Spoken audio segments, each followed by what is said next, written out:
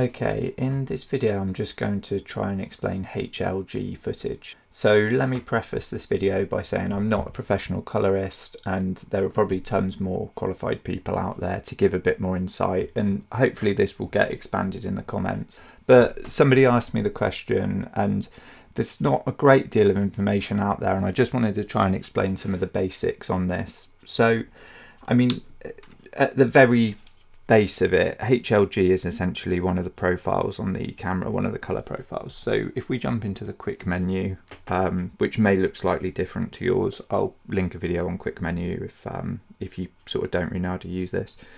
If you jump in, and then by default usually you'll be on standard, and what we can actually do is jump across to different profiles, and one of the profiles in there you'll see we've got whereabouts are we? On the bottom row next to V-Log, we've got HLG. Sorry, my focus is awful there. We've got HLG on the bottom row. So you can jump in, it's as simple as that to shoot in HLG, but there's a lot of kind of conflicting information on the internet and about what it is and what it does and why you should use it. So I'm just going to try and explain some of that in this video. So HLG essentially stands for hybrid log gamma, and that's referring to the logarithmic curve and the HDR. So that's kind of the HDR part of the footage, and then gamma, which is the SDR part of the footage, and hybrid essentially meaning that it's a mix of the two. So it's kind of a mix of gamma and a mix of log, and it's essentially used for HDR. So HDR in itself stands for high dynamic range, which you'll pretty much always see in camera specs. You know, the higher the dynamic range, the better, really. And HDR screens, you know, they're widely available at this point. So you get HDR monitors, you get HDR TVs, and they essentially just deliver more color than you'd get on a standard or an SDR display. And it just gives you sort of a richer viewing experience. And HDR, they would market it as HDR, basically offering a more vivid and lifelike footage, essentially, or a more lifelike picture.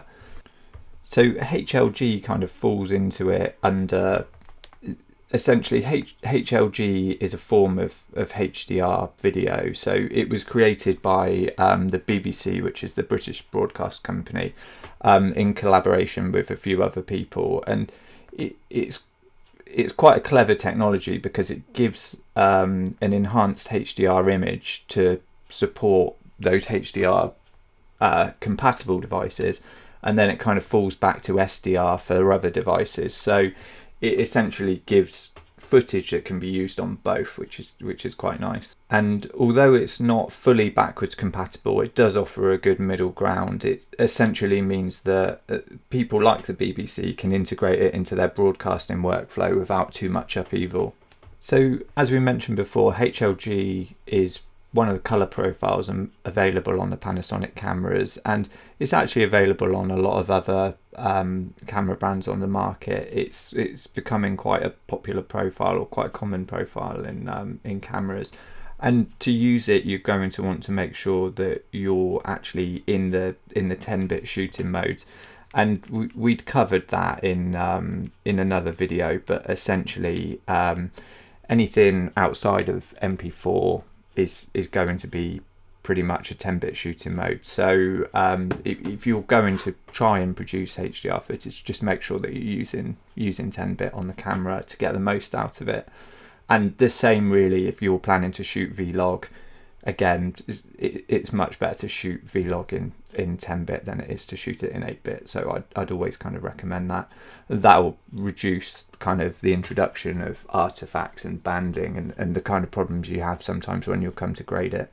So HLG footage is specifically really made for HDR displays. So a lot of modern TVs have support for HLG, and even some smartphones have support for it now as well. So not all HDR TVs have the support for it. There's lots of different types of HDR, and HLG is sort of one type of it. So it's not there in all TVs, but it is gaining a lot of popularity, and it's becoming quite widely available now in a lot of newer products. So it's you know, if HDR is something you want to use, then it's a good profile to work with. So it's worth bearing in mind, if you do want to work with HLG HDR footage, the camera screen on the actual camera is not HDR. So if you want to use it, you're going to need essentially a HLG compatible monitor. So something like the Atomos Ninja will work for that. And then when you're done shooting and you come to the edit phase, you'll then also need a HDR monitor. So if you're not using a HDR monitor, you can't accurately actually view or edit the footage. So you kind of need all these things in your workflow: HDR monitor and then a HDR desktop monitor as well, to be able to kind of take the footage from camera to post and get it pushed out. I think one of the biggest kind of confusions around HLG is essentially, in the past people used to use it as a V-Log alternative. I mean, especially in the you know, the confusion in the Panasonic space anyway, and they'd use HLG because they essentially didn't want to pay for the V-Log add-ons, which now is not actually a thing. You know, you don't have to pay for V-Log in the more recent cameras. So sometimes when you see people talking about HLG as an alternative to V-Log, is usually in the older cameras, like say the GH5. People used to talk about it a lot, and what they're essentially doing is just using HLG in a 709 color space. So they're shooting HDR and then they're grading it as SDR footage. And the HLG does offer a little bit more dynamic range than the standard color profiles. So it's yeah, there can be advantages to doing it, but you know, obviously once you convert it to 709, it's no longer HDR footage. So it's yeah, I think if you were going to go that route, you'd really just want to be shooting log footage. So you will get extra highlight information in HLG, but it's I wouldn't say it's an ideal an ideal setting to use just to get some extra dynamic range, especially when on this camera you've got dynamic range boost and you've got V-Log included. So it's yeah, it's worth just kind of researching what's best for what you're shooting essentially. So as I mentioned, log footage can also be HDR footage. So you know, if you're shooting V-Log, that can be SDR or HDR. It just depends what kind of color space you work in. So log footage essentially is always going to give you the most dynamic range and the most scope to work with when you're editing in post, whereas the HLG is essentially already been put into that color space already. So it's pretty much ready to go out of the camera. But then if you want to obviously work on it, like I say, you need a compatible monitor and you want to be working in the correct color spaces to keep it as HDR footage essentially. So with log footage, if you're looking to use it for HDR, you'll need to be working in a kind of a supported color space like Rec 2020.